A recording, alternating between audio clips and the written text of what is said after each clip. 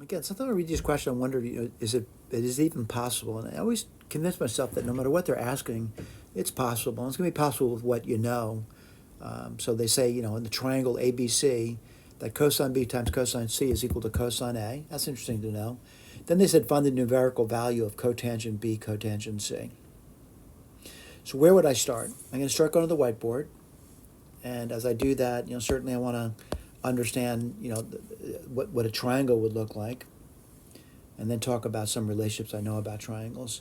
Now, I'm not really quite clear what the triangle looks like, but I guess I should write down some things like, maybe just a little triangle over here. And I'm not saying that's an accurate picture of it, but A, B, and C. And what do I know about this triangle over here? I know one fact about it. I know the angle A plus angle B plus angle C is equal to 180 degrees. All right? Now, I want to point out, again, I have to go back and read it. Some other things I know about the triangle. I know that the cosine of B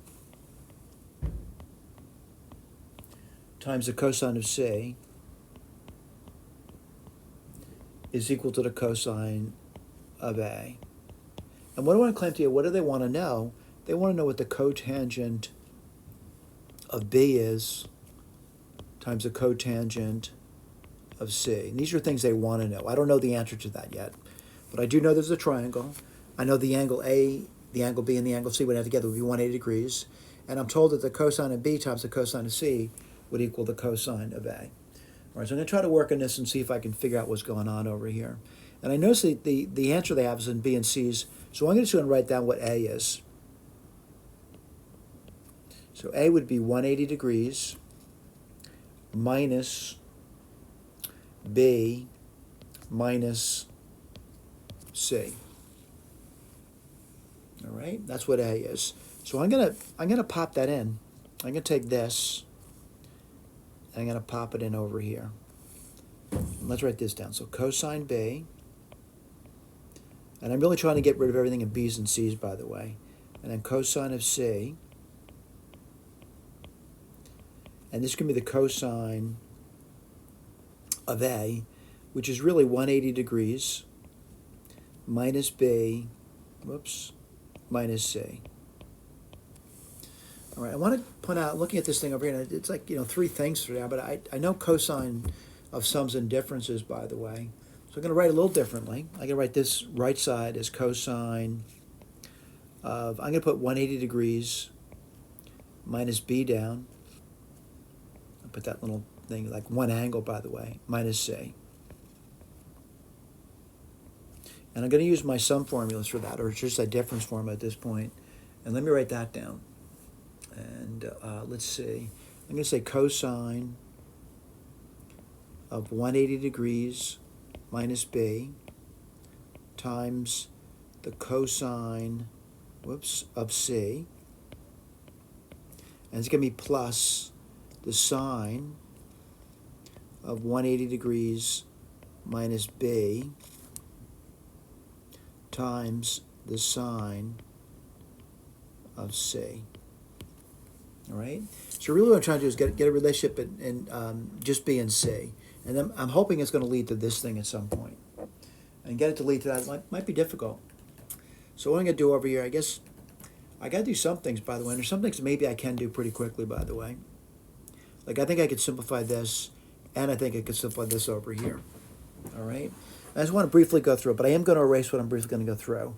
So if I were to look at cosine of 180 degrees minus B, I would say, cosine 180 cosine B, and then I'd play plus sine 180 sine B.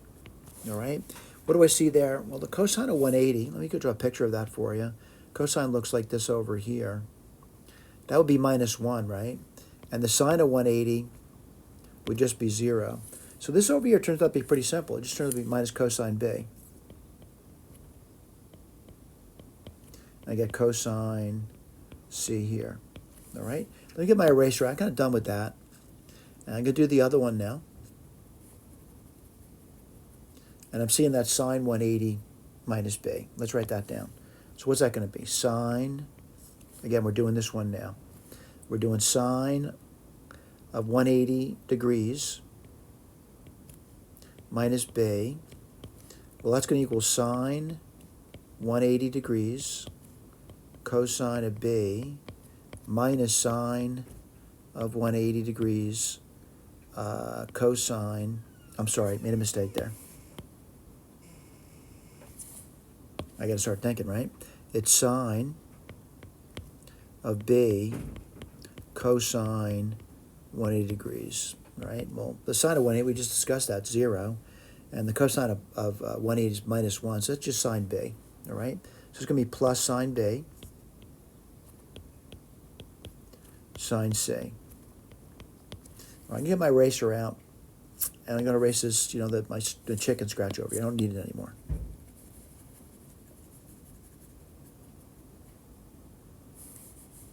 All right, take a look at it. What do you get over here? You got cosine b, cosine c. So at least I got a relationship between b and c now.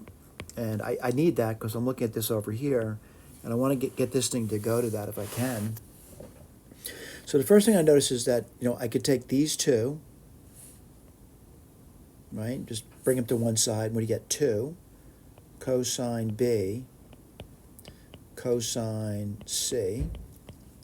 And that would equal sine of b times sine of c.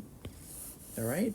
Now, I'm going to look at this thing, and what I'm going to do now is divide both sides by sine b and sine of c. And let's see what happens. So sine of b and sine of c. Well, I think I recognize this. This is going to be 2. The cosine of b over sine of b is going to be the cotangent of b. And the cosine of c over sine of c is going to be the cotangent of c. And this side over here is going to be the number 1. So I think I know the answer now. The cotangent of b,